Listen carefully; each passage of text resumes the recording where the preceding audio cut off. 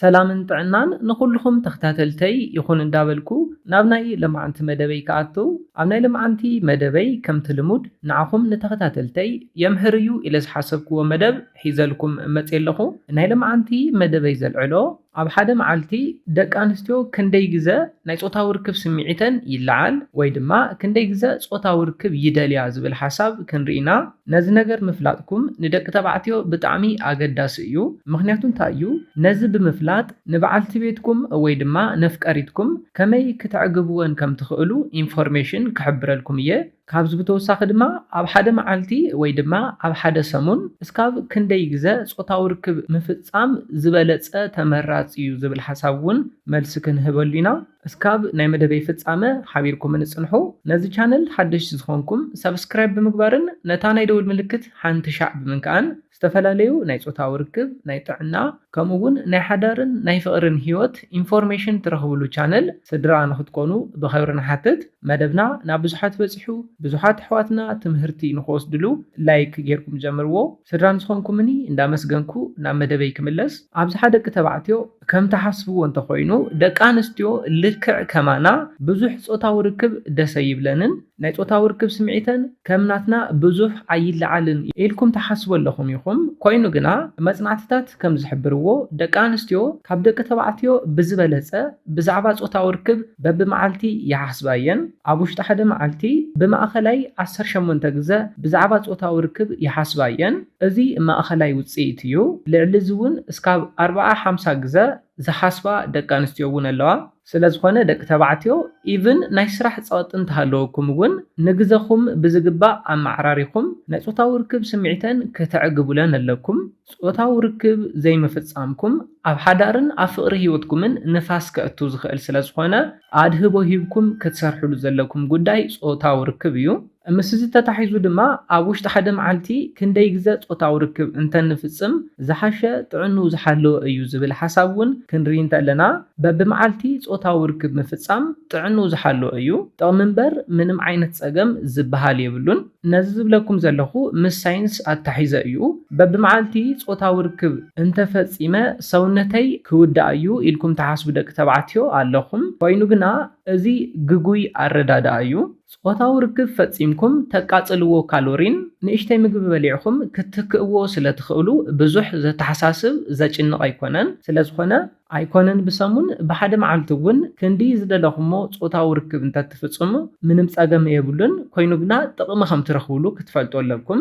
ንኣብነት ብሰሙን 2-3 ግዜ ፆታዊ ርክብ ካብ ዝፍፅሙ ብሰሙን ፆታዊ ርክብ ካብ ዘይፍፅሙን ሰባት ሰባት ንሕማም ልቢ ናይ ምቅላዕ ዕድሎም ብጣዕሚ ስፍሕ ዝበለ እዩ።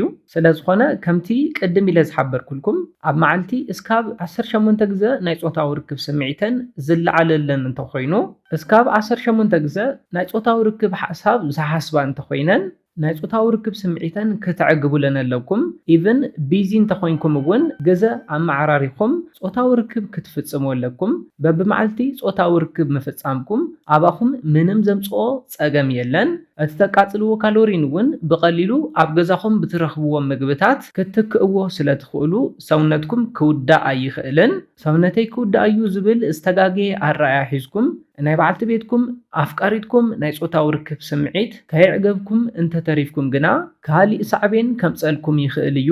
ንኣብነት ናብ ካሊእ ወዲ ምኻድ ወይ ድማ ካሊእ ወዲ ምሕሳብ እውን ክጅምራ ይኽእላ እየን። እዚ ድማ ኣብ ፍቅርኩምን ኣብ ሓዳርኩምን ንፋስ ከእቱ ዝኽእል ሕማቕ ሓደገኛ ነገር እዩ። ስለዝኾነ ኣብ ናይ ፆታዊ ርክብ ዕግበተን ኣድህቦ ሂብኩም ክትሰርሕሉ ዘለኩም ኣገዳሲ ጉዳይ እዩ።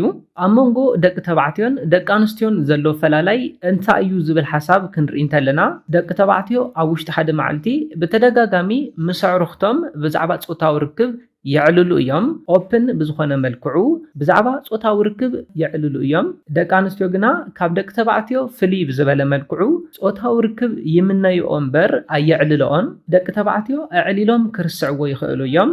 ኣዕሊሎም ክገድፍዎ እውን ይኽእሉ እዮም። ደቂ ኣንስትዮ ግና ኣብ ኣእምሮአን ናይ ፆታዊ ርክብ ስእሊ የስእላ እየን ይሓስበኦ እየን።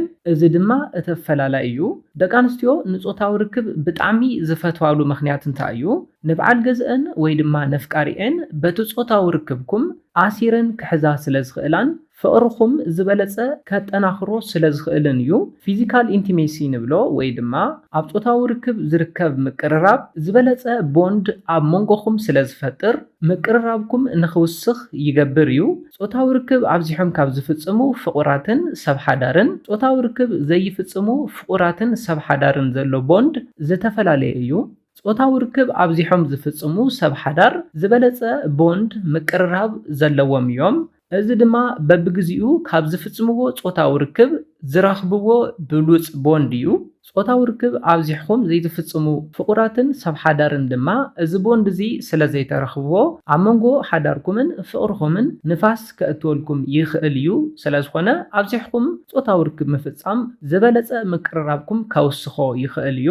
ቀፂልና ንሪኦ ድማ ስትረስ ወይ ድማ ጭንቀት ዘለኩም ሰባት ንስትረስ ብሉጽ መፍትሒ ጾታዊ ርክብ እዩ።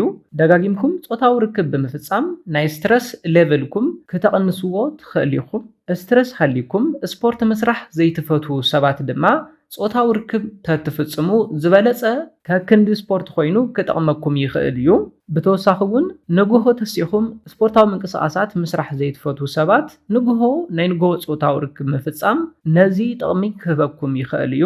ብሕማም ልቢ ናይ ምቅላዕ ዕድልኩም ዝቕንስ፣ ስትረስ ጭንቀት ዝቕንሰልኩም፣ ኣብ መንጎኹም ፍልይ ዝበለ ቦንድ ዝፈጥረልኩም ኮታስ ኣብ ፍቕርን ኣብ ሓዳርን ዘለኹም ሰባት ዘለኩም ምቅርራብ ሓልዮትን ፍቕርን ከውስኽ ዝኽእል ጾታዊ ርክብ ስለ ዝኾነ በብመዓልቲ እንተትፍጽሙ ዝበለጸ ይምረጽ። በብመዓልቲ ጾታዊ ርክብ እንተፈጺመ ሰውነተይ ክውዳእ እዩ፣ ጸገም ከምጸለይ ይኽእል እዩ ዝብል ዝተጋገየ ኣረዳድኣ ዘለኩም ሰባት እውን ካብዚ መደብ እዚ ትምህርቲ ወሲድኩም በብመዓልቲ እስካብ ዝደለኹሞ ጾታዊ ርክብ ክትፍጽሙ ኣለኩም።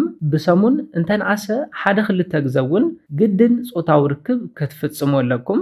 ኣብ ሓዳርን ኣብ ፍቕሪ ህይወትኩምን ንፋስ ከእትው ዝኽእል ኣገዳሲ ጉዳይ ስለ ዝኾነ ንናይ በዓልቲ ቤትኩም ኣፍቃሪትኩም ናይ ጾታዊ ርክብ ዕግበት ተገዲስኩም ክትሰርሑሉ ኣለኩም። ብናይ ጾታዊ ርክብ ዘይምጥዕዓም ሓዳርን ፍቕርን ክፈርስ ስለ ዝኽእል ኣብ ሓዳርን ኣብ ፍቕርን ትርከቡ ፍቑራት ተገዲስኩም ብዛዕባ ጾታዊ ርክብ ክትሓስብሉ ኣለኩም።